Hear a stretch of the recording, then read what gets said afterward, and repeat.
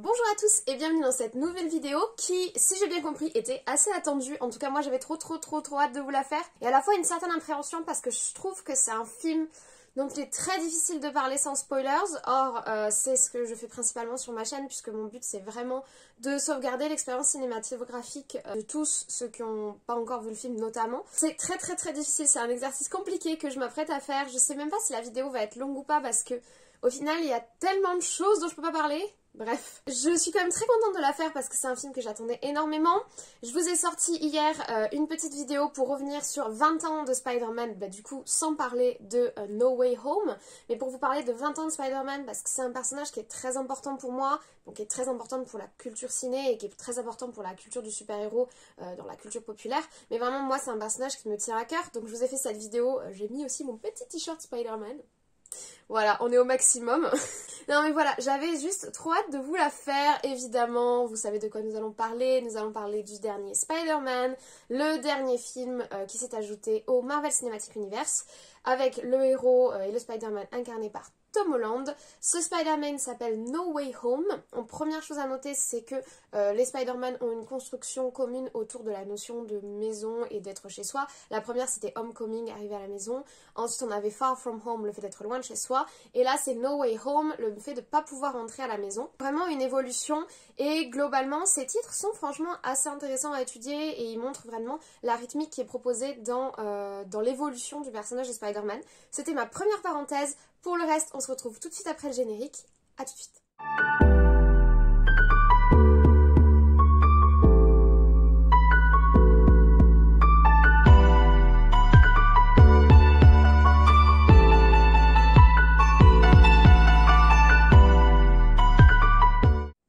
Je vous signale que pour suivre cette vidéo, je considère que vous avez vu tous les films Marvel sortis jusqu'à aujourd'hui, sauf du coup ce dernier No Way Home. Je considère donc que vous avez vu Far From Home, le dernier Spider-Man. Je considère que vous avez globalement suivi les séries Marvel. Je veux pas vous spoiler, donc si jamais c'est pas le cas, désolée. Si vous n'avez pas vu Far From Home, je pense que vous pourrez suivre aucune vidéo, même sans spoiler, de No Way Home parce que c'est la suite directe. Mais moi je considère que vous êtes à jour de l'univers Marvel si vous suivez cette vidéo. De mon côté, je vous l'ai dit, je vais batailler avec moi-même pour ne rien dire et de toute façon pour aller plus avant dans mon avis et pour être plus à l'aise sur ce que je vais vous dire sur le film, je vous ferai une autre vidéo cette fois-ci avec spoiler sur le même film mais où je me lâcherai assez, ce sera 100% spoiler. Donc là tout ce que je peux vous dire ici ce sera mes ressentis exprimés de façon neutre et sans citer des événements du film. Voilà. Concernant le Spider-Man No Way Home, donc notre dernier film Spider-Man sorti ce mercredi 15 décembre, c'est le dernier film du Marvel Cinematic Universe, il fait partie du nouveau cycle, donc du cycle 4. On retrouve également Eternals, dont vous avez ma critique avec et sans spoilers sur la chaîne. On y retrouve également le dernier Black Widow qui est sorti, et aussi Shang-Chi que j'ai beaucoup aimé par ailleurs. Je pense à vous faire une vidéo, bon du coup 5 mois après la sortie du film, et ma chaîne n'était pas encore existante à l'époque, mais je pense vous faire une vidéo sur Shang-Chi parce que j'ai vraiment envie de vous en parler. Mais voilà, il fait partie de cette mouvance-là et il fait partie, en tout cas avec Eternals, des films qui ouvrent plus largement sur ce que va être le Marvel Cinematic Universe dans ce nouveau cycle qui commence. Avec Endgame, on a un énorme cycle, une énorme page de Marvel qui s'est tournée et la nouvelle page qui s'ouvre, elle est vraiment introduite à la fois par Eternals et à la fois par ce film. Donc c'est vraiment ce film et Eternals marquent tous les deux un tournant, l'avenir du MCU et les problématiques et les thématiques que souhaite aborder le MCU à l'avenir. Donc ce sont des films très importants, des films charnières, et vraiment des films très importants. Le personnage de Spider-Man, il a été intégré au MCU en 2016, il apparaît dans le film Civil War, ensuite il apparaît dans son premier film dont il est le héros, qui est Homecoming en 2017. A la suite de cela, chaque année on va avoir des apparitions de Spider-Man à l'écran, en 2018 avec Infinity War, en 2019 avec Endgame et en 2020 avec le film qui clôture le cycle 3 et Far From Home et où on aborde des problématiques sur gros que devient Spider-Man une fois qu'il n'a plus Tony à ses côtés et comment il définit son rôle de héros. En plus, ses amourettes de jeunesse avec notre MJ national joué par Zendaya progressent. Donc en gros, ce film-là, le film Far From Home, c'est un film d'entre-deux. Personnellement, je vous en parle plus avant dans mon historique des films Spider-Man que je vous ai sorti hier. N'hésitez pas si vous voulez en savoir, mais moi personnellement c'est pas un film que j'ai particulièrement apprécié. J'ai pas beaucoup aimé Chant Mysterio. Franchement je l'ai trouvé plat, enfin j'ai pas trouvé qu'il avait beaucoup de charisme. Et que son message et tout ce qui est sorti de lui était très intéressant. Mais ce héros Mysterio a permis une ouverture qui va être le centre en fait de l'histoire de ce troisième opus, qui est que Mysterio à la fin du film s'apprête à révéler l'identité secrète de Spider-Man. Et c'est à partir de ce point-là que le synopsis de No Way Home commence. Nous sommes quelques jours, quelques semaines après Far From Home. Mysterio a donc révélé l'identité de Peter Parker, enfin révélé l'identité secrète de Spider-Man qui est Peter Parker, et Peter va devoir faire face à ces problématiques, et c'est autour de cela que tourne notre film. En fait, c'est son synopsis, c'est-à-dire que toute l'histoire de No Way Home, c'est Peter qui fait face au fait que lui et Spider-Man deviennent la même personne et à toutes les conséquences que ça va avoir sur sa vie, toutes les conséquences que ça va avoir sur la vie de ses proches, toutes les conséquences plus ou moins dangereuses que ça va avoir au quotidien et comment il fait face en fait. Et c'est, je trouve, enfin une problématique intéressante abordée dans un film Spider-Man en solo. Moi j'aime énormément le Spider-Man de Tom Holland, j'aime énormément comment il est écrit, c'est vraiment le Spider-Man tel que je l'aime, c'est un gamin au grand cœur qui veut vraiment bien faire, sincèrement bien faire, mais bon, ça reste un gosse, et c'est vraiment la friendly neighborhood spider, la gentille petite araignée du quartier. C'est vraiment, il a été dépassé par les problématiques qu'il a dû aborder, et il a fait ce qu'il a pu, hein. Dans Infinity et Endgame, il gère, mais il gère comme un gamin pris dans la tourmente, dans l'urgence absolue. Il est complètement dépassé par tout ce qui se passe autour de lui, et quand Tony l'abandonne d'une certaine manière, pas volontairement malheureusement, moi j'aurais voulu que Tony reste, mais bon, quand Tony l'abandonne, quand Tony disparaît, il perd ses repères, et c'est un peu ça, Far From Home, donc le 2, c'est essayer de se reconstruire des repères et essayer de savoir qui il est en tant que super-héros, maintenant qu'il a plus ce chapeautage et cette figure paternelle pour un peu répondre à ses angoisses. Dans le film, on voit qu'il n'arrête pas de texter Happy, etc. pour essayer de... Il cherche une accroche qu'il n'a plus et il va devoir se définir par lui-même.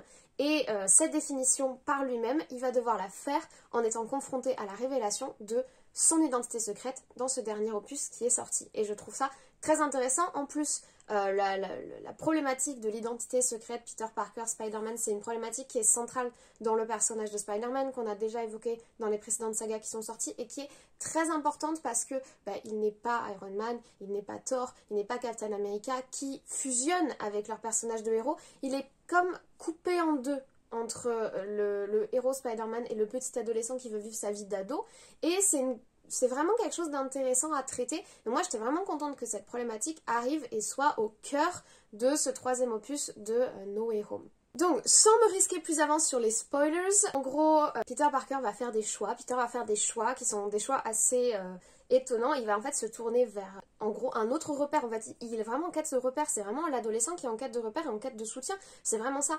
Face aux conséquences sur sa vie personnelle et sur la vie de ses proches et de ceux qu'il aime, Peter va se tourner vers Doctor Strange, donc Stephen Strange, notre chouchou national. Il va se tourner vers lui pour essayer de trouver de l'aide et trouver une solution à son problème, sauf que la solution qu'il va choisir et dans laquelle Strange va le soutenir, on va dire, cette solution va engendrer des conséquences complètement désastreuses sur le monde qui l'entoure, parce qu'on ne joue pas impunément avec la magie du sorcier suprême, et que le sort qui va être lancé va avoir des conséquences terribles, mais ces conséquences terribles vont apporter à Spider-Man un soutien et des soutiens qui vont lui permettre de réellement comprendre et de faire des choix plus adultes. En fait, je trouve que dans ce film, Spider-Man, enfin Peter Parker, devient adulte et enfin confronté à la réalité, aux conséquences de ses actes, aux réalités de ses actes.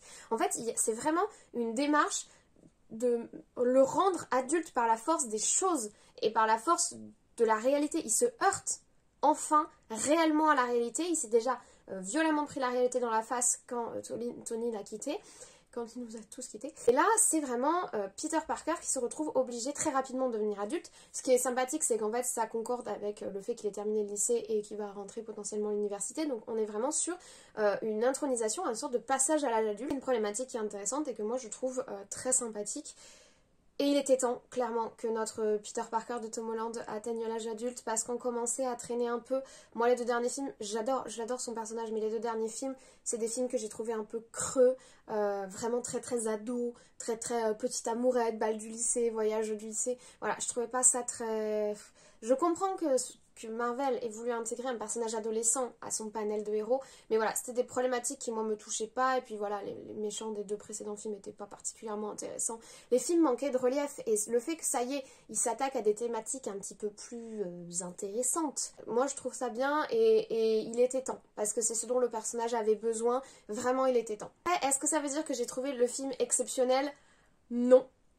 J'ai trouvé que le film, c'était un film qui se coule. Clairement, quand tu vas le voir au cinéma, tu passes un moment de ouf. Et au final, quand tu rentres chez toi et que tu réfléchis à ce que t'as vu, t'es en mode « Eh? Ah bah non. » Donc au final, est-ce qu'on a forcément rattrapé les 2 premiers? Oui, il est mieux, il est mieux, il est mieux. Mais est-ce qu'il est mieux grâce au scénario? Non, pas du tout. Il n'est pas du tout mieux grâce au scénario. Il est mieux grâce au casting et grâce aux personnages qui nous sont proposés. Donc au niveau du casting, je peux pas vous en dire beaucoup. Je veux pas apporter d'informations qui risqueraient de vous en dévoiler trop. Mais on retrouve forcément Tom Holland dans le rôle de Spider-Man. On retrouve Zendaya dans le rôle de sa petite amie. Je suis enfin convaincue par Zendaya en MJ. Attention, MJ c'est Michelle Jones et pas Mary Jane. Information importante. Je suis enfin convaincue par Zendaya dans le rôle de la petite amie. Les 2 premiers films, j'étais... Enfin, dans le premier c'était pas sa petite amie, mais dans les 2 premiers, son personnage... l'espèce d'adolescente blasée, voilà, ça m'a trop saoulée. Là, je l'ai trouvée vraiment enfin intéressante. Enfin, intéressante, non, elle reste assez plate. Mais on est enfin dans l'action, elle fait enfin quelque chose, elle s'investit enfin dans le fait qu'elle est enfin au courant de tout, donc c'est vrai que ça change la donne. Mais bon, là je l'ai trouvée enfin un peu plus intéressante. On a aussi une espèce d'acolyte, son geek in the chair comme ils disent, qui est toujours là. Alors lui par contre il est très très creux. Et l'évolution qui est proposée pour lui dans le film, j'ai pas compris. Non, ça m'a pas plu. Je comprends pas le but. Non. Je trouvais que c'était aussi bien qu'il ait un ami, juste que ce soit son ami. Je veux dire, quel besoin d'aller essayer de développer des trucs. Ça, j'ai pas compris, ça m'a pas plu. Du coup, forcément, on a notre Stephen Strange, donc notre Benedict Cumberbatch qui est là et qui est toujours exceptionnel. J'adore ce monsieur. Voilà, j'ai pas grand chose à dire dessus. Donc on a quand même de base un bon casting. Je vous dis, moi le Spider-Man de Tom Holland je le valide. Le Doctor Strange de Benedict Cumberbatch je l'adore. Donc clairement on passe sur de bonnes bases. Et ensuite on va avoir des ajouts au niveau des personnages qui sont phénoménaux. Vraiment extrêmement satisfaisants. Et j'ai été vraiment très contente de ce casting. Je suis vraiment... les choix qui ont été faits de certains plutôt que d'autres, etc. Enfin, moi, je suis très très très très contente. Je trouve qu'on est sur un casting quand même assez royal. Et heureusement que ce casting est là, puisque c'est lui qui fait toute la satisfaction et qui fait tout le plaisir d'aller voir ce film. Clairement, tout repose sur ce casting et tout repose sur cet effet En fait, c'est un film qui fait plaisir. Mais qui fait pas plaisir par son scénario. Et ça, c'est dommage. Là, c'est un peu triste. Mais bon. Au niveau de l'image, du décor et des costumes, on est sur du très classique Marvel. On y va sévère sur les effets spéciaux, on y va sévère sur les localisations. Donc forcément, on est à New York. Spider-Man, ça se passe toujours à New York. Enfin, pas toujours du coup, parce que pas Far From Home, pas du tout. Mais Spider-Man, c'est New York. Et vu qu'on essaye de revenir sur des fondamentaux, puisqu'on retrouve quand même... Le film est bourré des codes classiques du Spider-Man qu'on n'avait pas encore eu dans les précédents, et c'est un peu comme des passages obligés. Quand on développe un personnage de Spider-Man, il y a comme des portes obligatoires qu'on doit passer, et là, dans ce film-là, il en passe 4 ou 5 d'un coup, donc ça fait plaisir, et forcément, le fait d'être à New York, ça fait aussi partie du grand classique. Les effets spéciaux sont toujours cool. Petit bémol sur le fait qu'ils ont réutilisé des trucs. Doctor Strange, le premier film est exceptionnel, on nous en fout plein la vue, mais on nous en fout plein la vue dans le premier film parce que c'était original et qu'on l'avait pas encore vu. Bah là, du coup, ça nous en fout pas plein la vue parce que c'est du déjà vu. Donc ça, franchement, bémol sur ça parce que c'est quelque chose qu'on a déjà vu. Ils auraient peut-être pu creuser, aller chercher ailleurs autre chose. Bah, je veux dire, vu les pouvoirs qu'a Strange en tant que sorcier suprême, enfin en tant que ex-sorcier suprême, vu les pouvoirs qu'il a, on peut aller beaucoup plus loin, beaucoup plus fort. On peut encore plus partir dans le insane. Et là, on nous resserre, on réchauffe le plat du film de Doctor Strange et on nous le resserre. C'est un peu dommage, c'est un peu décevant. Oui, c'est toujours aussi beau, c'est toujours impressionnant, mais quand on l'a déjà vu, bah forcément, ça fait moins d'effet. Voilà, ça c'est un petit peu dommage, petit bémol sur ça, franchement. Costume de Spider-Man. Spider-Man, à chaque film, ses costumes évoluent. C'est cool. Là, ce qui est sympathique, c'est que bah du coup, ils évoluent, mais plus par la Stark Industries, plus par Tony. Donc c'est intéressant de voir qu'il tourne les pages qui doivent être tournées dans ce film.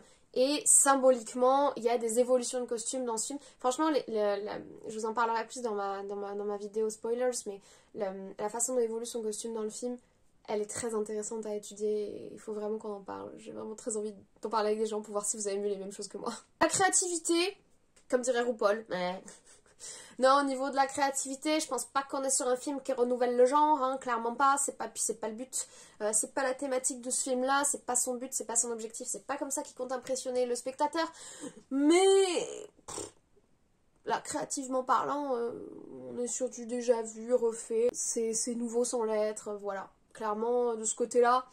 Et puis non, franchement, c'est pas le but du film. Donc c'est pas ça qu'on recherche. Sur un Eternals, par exemple, on redéfinissait un univers, enfin, on créait un nouvel univers, de nouveaux personnages. On avait besoin de créativité, on avait besoin de nouveaux codes visuels, etc. Là, c'est pas du tout ce qu'on cherche et c'est pas l'objectif du film. Ce qui m'intéresse un peu plus, c'est le rythme du film et surtout le rythme du scénario. Il y a des choses dans le film qui prennent énormément de place et qui ont fait que, à mon avis, on a délaissé le scénario.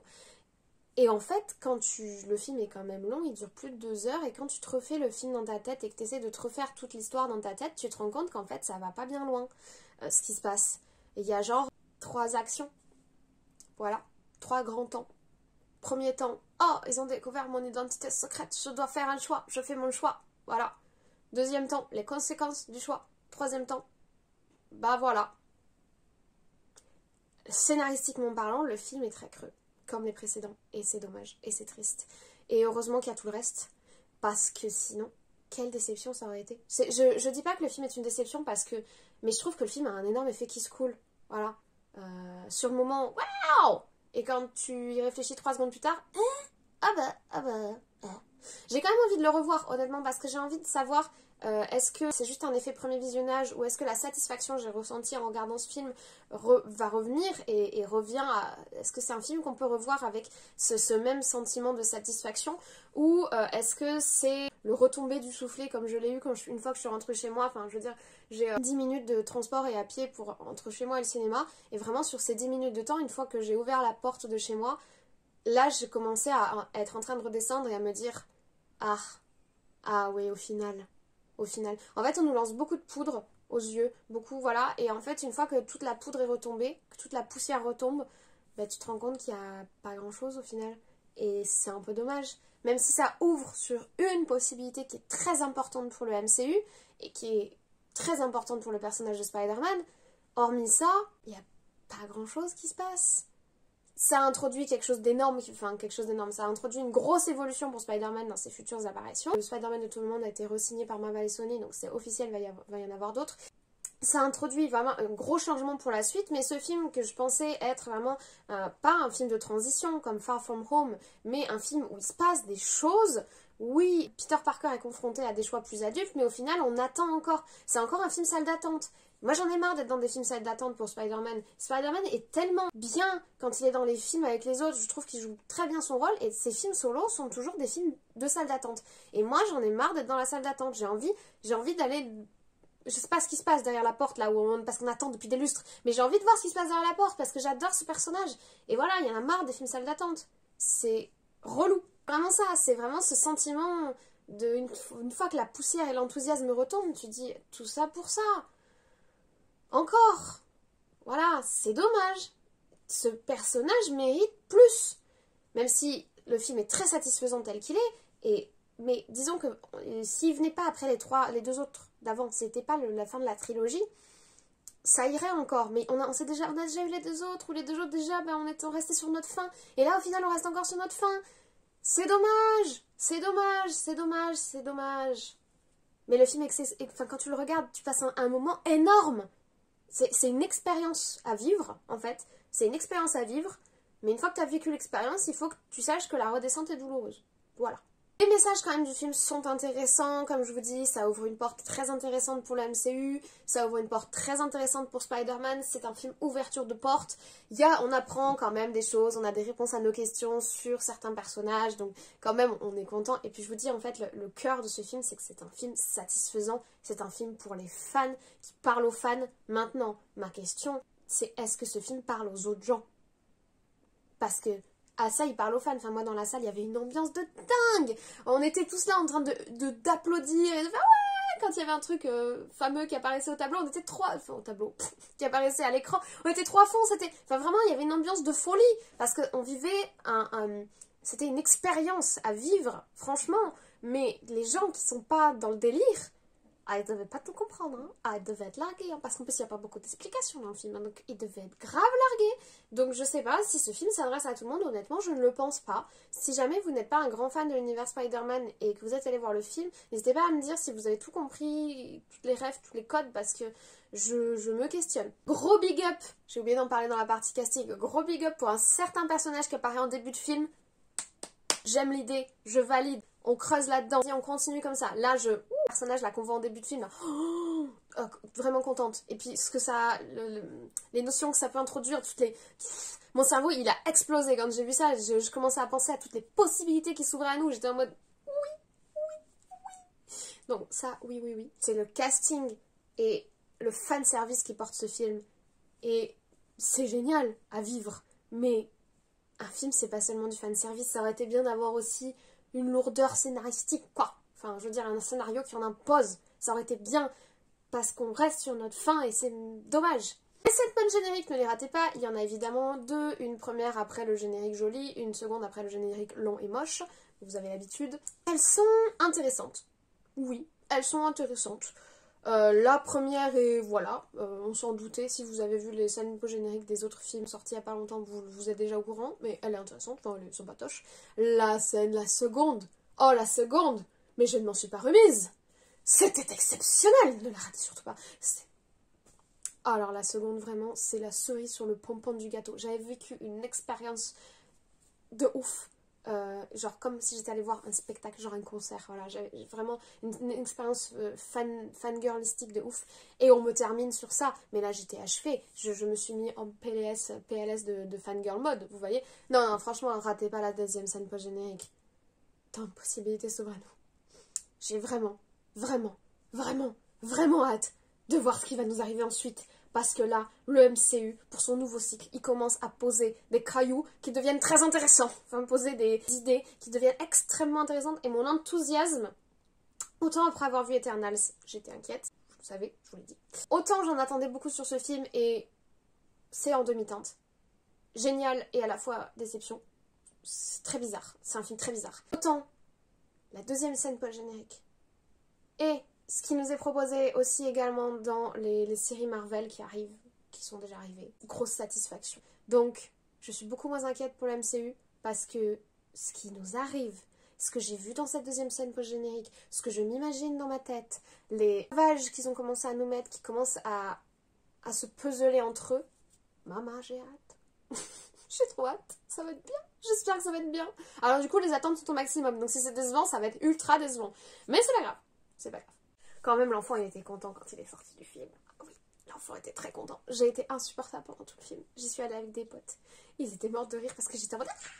C'était terrible. On aurait dit que j'avais 8 ans et que j'avais mangé beaucoup trop de sucre. Clairement. Mais l'enfant était quand même très content quand il est sorti du film. J'ai pas fait trop de bruit. J'ai toujours peur de déranger les gens au cinéma parce que je déteste quand les gens me dérangent au cinéma. Mais en fait, vu l'ambiance et vu les hurrahs et vu... que tout le monde était à fond. Peut-être au milieu, on avait un qui comprenait rien, qui était en mode pourquoi ils s'excitent tous ces gens, ils sont chelous, de la drogue. Mais à part ce gars-là, tous les autres, on était tous... Donc c'est quand même un grand moment de spectacle cinématographique. Même si derrière, la redescente est difficile, je vous l'ai dit. Voilà, c'était mon avis pas facile à donner et sans spoilers sur le nouveau Spider-Man No Way Home. J'espère pour vous que vous le verrez bientôt. J'espère pour vous que vous vivrez la même expérience en salle que j'ai vécu quand je suis allée le voir. C'était un grand moment, très satisfaisant, donc je vous le souhaite. Je vous le souhaite vraiment. J'ai très hâte, comme je vous le dis, de la suite. Même si voilà, du coup mes attentes sont de plus en plus importantes et... je commence à se définir des choses qui m'intéressent vraiment. Dans tous les cas, j'ai aussi très hâte de vous faire ma vidéo avec spoilers pour pouvoir vous parler plus avant de toutes ces choses et savoir si vous avez vu les mêmes choses que moi et savoir si vous en avez conclu les mêmes choses que moi et aussi vous dire d'où vient ce côté Kiss Cool dont je vous parle, ce côté à la fois exceptionnel et décevant. Voilà, j'ai vraiment très envie de développer mon propos. Dans tous les cas, ça me fait toujours autant plaisir de vous sortir ces vidéos, de les tourner. Les monter c'est un peu long, je vous avoue, mais je trouve ça toujours aussi cool. Ça me fait toujours aussi plaisir de répondre à vos commentaires, etc. Certains d'entre vous m'ont dit que je sortais trop de vidéos, je sais pas, dites-moi. moi en fait, comme je regarde énormément de choses et qu'en ce moment il y a énormément de sorties et que c'est la folie, forcément j'ai envie de vous parler de tout et du coup forcément je fais des vidéos. En plus moi-même ça me prend du temps et je suis obligée de faire des Tetris d'emploi du temps avec mon boulot. Mais donc n'hésitez pas à me le dire. Autrement, je vous souhaite une très bonne journée, je vous souhaite une très bonne semaine, de très très bons visionnages et nous on se retrouve très vite.